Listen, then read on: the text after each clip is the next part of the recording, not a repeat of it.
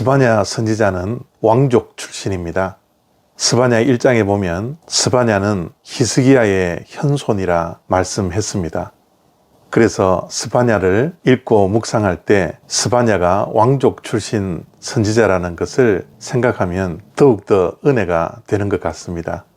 왜냐하면 남유다의 패망이 백성들의 잘못도 있지만 스바냐는 지도자의 타락이기 때문에 남유다가 하나님의 징계를 받을 수밖에 없다는 사실을 밝히고 있습니다. 사실 자기 살을 도려내는 그 고통이 얼마나 큽니까?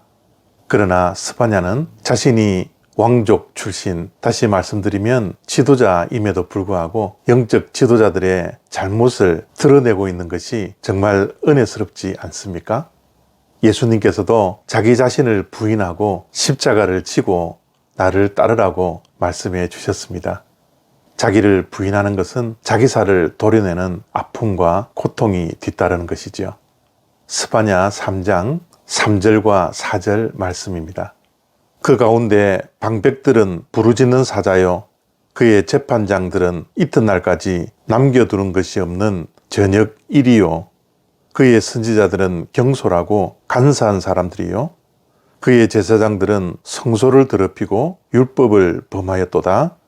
아멘. 스바냐 3장에 이르러서 다시 남유다에 대한 징계를 예언하고 있습니다. 예루살렘 성은 하나님의 거룩한 성전이 있었던 정말 아름다운 도성이었습니다. 그러나 오늘 1절 말씀에 폐역하고 더러운 곳, 그리고 포악한 성읍에 화가 있을 것이다 라고 말씀하고 있습니다. 아름다운 예루살렘 성이 어떻게 이렇게 변질되어졌나요?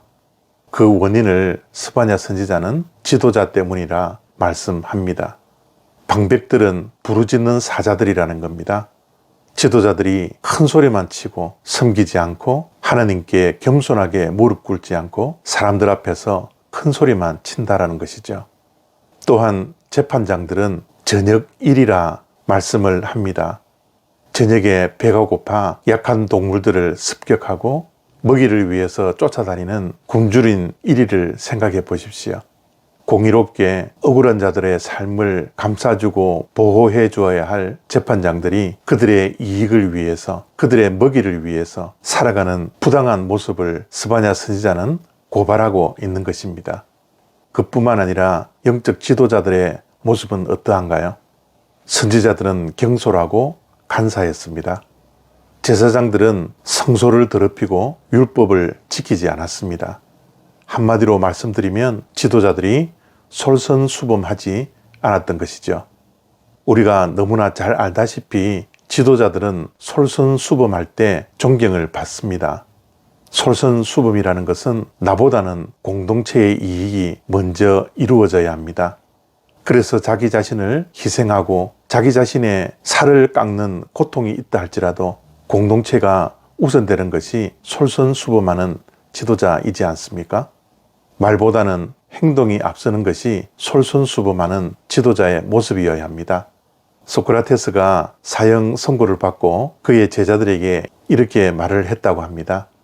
사람이 사는 것이 중요한 것이 아니라 바르게 살고 잘 사는 것이 더 중요하다라고 했습니다. 우리 믿는 자들은 예수를 믿는데 만족하지 말고 예수를 바로 믿고 예수를 잘 믿어야 합니다. 그럴 때 우리는 세상의 지도자가 되고 세상의 빛과 소금의 역할을 감당하는 영향력 있는 사람들이 되는 것이죠. 남유다의 멸망과 그 아름다웠던 예루살렘 성이 폐역하고 포악하고 더러운 곳으로 변질된 것은 바로 솔선수범하지 못했던 지도자 때문이라고 스바냐는 지금 독자들에게 고발을 하고 있는 것입니다. 왕족 출신 지도자였던 스바냐가 자기 살을 도려내는 고통을 감수하면서 말씀하고 있는 것이죠. 왜 이렇게 지도자들이 타락하고 솔선수범하지 않았을까요? 많은 이유들이 있겠지만 저는 오늘 이 아침에 익숙한 것 때문이라고 생각합니다. 익숙한 것은 무감각해집니다. 유다 땅의 지도자들이 처음부터 그러하지 않았을 겁니다.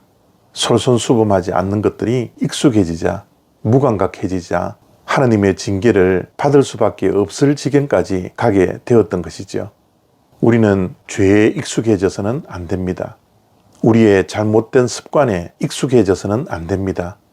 우리는 매일매일 변화되어져야 한다는 결단들을 매일 하나님의 말씀 앞에 머물며 말씀을 읽고 듣고 묵상하면서 내 자신이 변화되려고 몸부림치는 자들이 되어야 합니다.